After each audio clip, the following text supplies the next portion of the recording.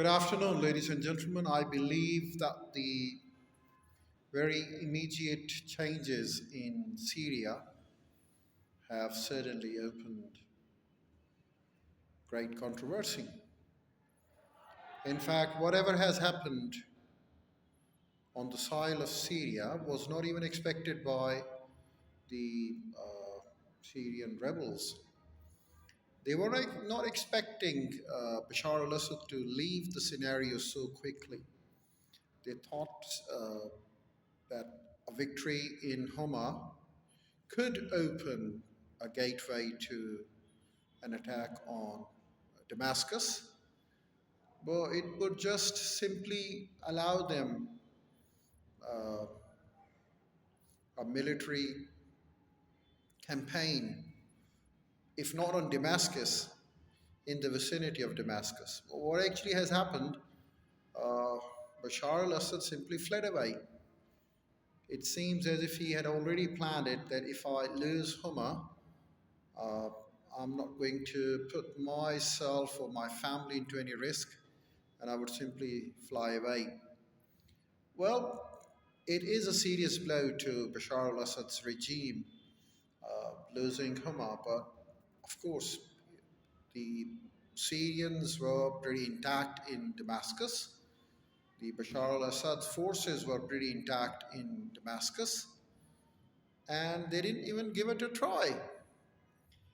Yes, they lost the city of Hama because the Syrian armed forces were not intact there. The city of Huma was not that very much well defended either. They really didn't have the military resources to defend the city.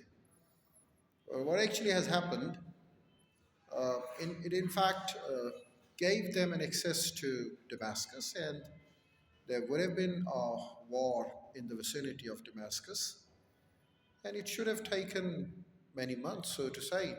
I don't say only a few weeks, it should have taken a few months uh, to materialize it.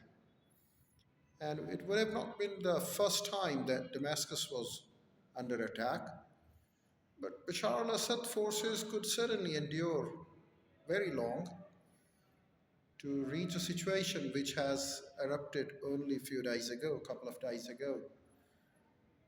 Well, Bashar al Assad has got a decision in urgency, so immediately, losing the city of Huma, the regime decided to vacate the place. The Syrian forces are intact. They are still intact. Tell you what, the Syrian prime minister is intact, Syrian government is intact, Syrian military is intact. They haven't really fled.